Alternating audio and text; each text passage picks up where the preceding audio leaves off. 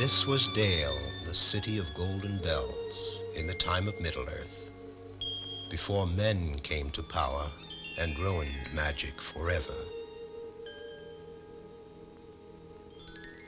And this is the Arkenstone of old, the white heart of the mountain, the central treasure of all the vast treasures of this golden realm. Suddenly, it was all destroyed by the monster lizard Slag the Terrible. Slag, the agent of evil on Earth. And he dragged off the treasures of Dale, even the Arkenstone itself. Only 3 survived the flames. A watchman who slept when the dragon came creeping, Torin Oakenshield, general of the now destroyed garrison of Dale, and Princess Mika Milovana, who sadly watched the crumbling ashes of her once golden realm. Gandalf, whispered General Oakenshield. Only the great wizard Gandalf can help us now.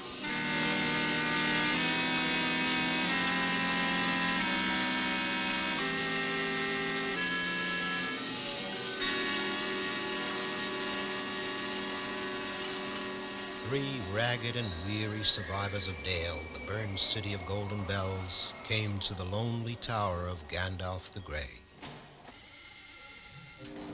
So it has come to pass, said the great wizard, that Dale has been destroyed by Slag, and that he nests on the treasure in the carved halls under Lonely Mountain, just as it is written in the great book. Then it is clear that the time has come, the time of the Hobbit. Far away from all the troubles of dragons and treasure lived a certain hobbit. Like all hobbits, he lived in a hole in the ground. It was a very comfortable hole, full of everything needed for a cozy, secure life. A far different sort of life than that of his great-great-great-great-grand hobbit. This settled and satisfied hobbit was named Bilbo Baggins, and he didn't know that his time had come. All at once they were there, eating his food, shouting for more, filling the air with terrifying words about dragons, fire, stolen gold, and death. I don't know who you are. I don't know what you are all talking about, cried Bilbo Baggins. We are talking about you, said the wizard Gandalf. You are the chosen dragon killer. You shall lead this group over the impassable barricade mountains, through the impenetrable Mirkwood forest, across the poisonous desolation of Slag, to Lonely Mountain itself, wherein the horrid creature lies. You must creep into the deepest great chamber of the old jewel mines of Dale and kill the fire-spitting dragon Slag. A fascinating story, said the small hobbit. And now, if you have all finished your breakfasts, it's been a great pleasure to meet you, and I wish you lots of luck and all speed. But it is written in the prophecies, said General Torin Oakenshield. We cannot go without you. Then don't go at all, shouted Bilbo. Leave that old dragon be. The princess was furious and impatient with all this talk. Mr. Baggins, she shouted, that dragon has killed my father and all of my people. He has burned to ashes my golden land of Dale. Now he sits on our treasures and waits his time to strike other lands, maybe even here.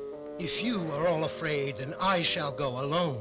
Bilbo was shocked. He shouted at Gandalf, but this is crazy. She's only a child.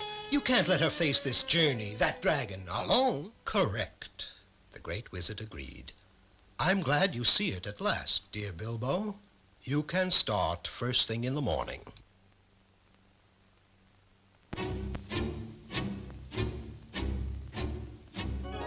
And so they set out to follow the ancient map, leaving the comforts of Hobbiton behind and carrying barely enough food for the usual hobbit between-meal snack. The conscripted dragon slayer and the 3 survivors of Dale struggled across the great barricades. Gandalf the Grey watched from his own distance. He knew well what terror waited along this craggy path. A crushed cabin burns a stolen lamb to feed groans, hungry brutes with skin as thick as bark. But people meat is their favorite food. The legends say that groans must be in their caves before sunrise, or they'll surely turn into dry trees rooted to the ground forever. But there was a long night ahead, and this puny lamb would serve only as an appetizer as the unsuspecting travelers approached. The smell of roasting lamb was too much for the starving hobbit, but the others, being bigger and even hungrier, knocked him spinning into a hollow log. In no time at all, the three were tied to the roasting spit. But the second groan was angry that the first had burned the lamb and demanded that the new victim should be boiled instead of roasted. The first groan furiously knocked the spit from the flames and shouted that the second should be happy to have people flesh at all. Now the hobbit saw that he might save the others if he could just keep the brutish groans fighting among themselves. He was a good mimic, and he hoped the hollow log would amplify his small voice. The second groan's lips didn't move, but his voice seemed to shout, "No stupid ape like you can tell me how to eat my food." "Who are you calling stupid, you ugly knothead?" roared the first. Soon the dull-witted groans forgot all about their dinner and were busily trying to kill one another. They fought and cursed each other through the night till the first rays of the sun caught them by surprise. Bilbo had tricked them, and now they would be rooted to this spot forever. 2 less groans and 2 more gnarled dead trees. As they moved forward again across the great barricades, the survivors had a new opinion of their small hobbit dragon slayer. Perhaps he might prove useful after all, thought Torrin Oakenshield.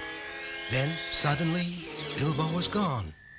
Down through a crevasse with a soundless scream as the others trudged on. Down past the chewed rock tunnels of the hateful grablins who kill and eat only for spite.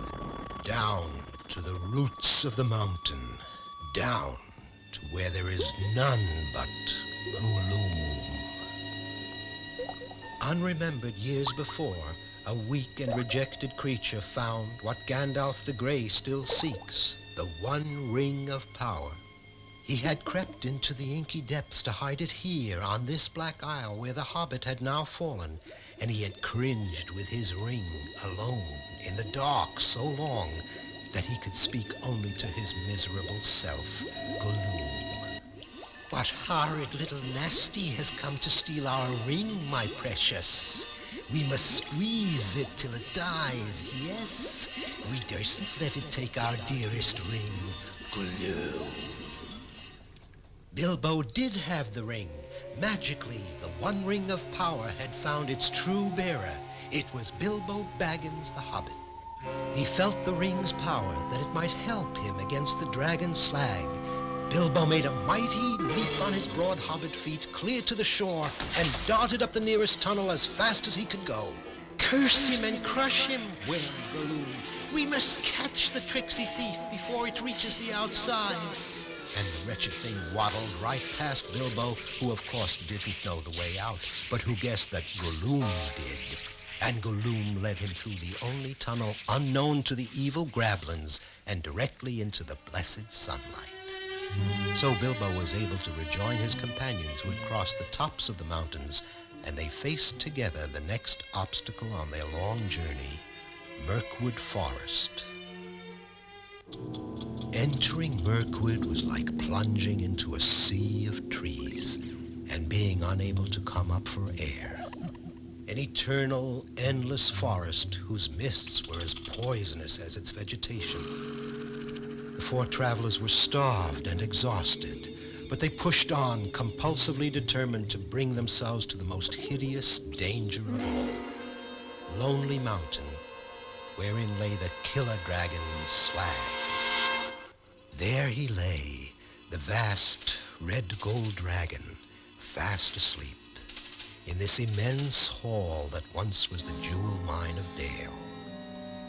Ironically, Slag had dragged these same jewels from the treasury of the Golden City he destroyed back to the very place of their origin.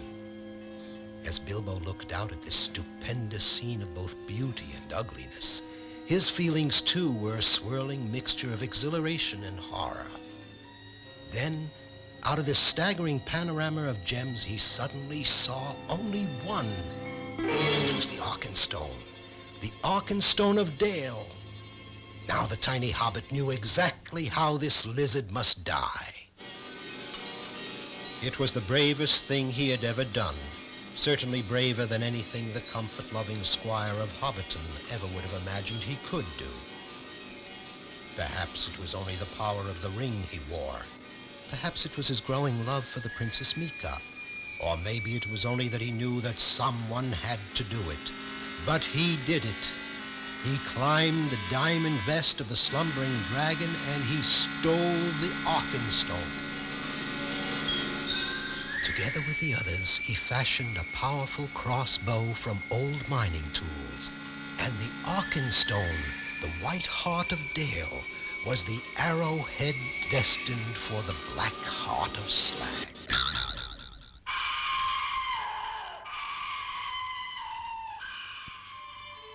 And so he did it, just as Gandalf knew he would. And the city of Golden Bells was built again, and Bilbo and Mika reigned there together. But finally they returned to that quiet, comfortable life in Hobbiton, until the next time that Gandalf the Grey would knock upon the round, green door.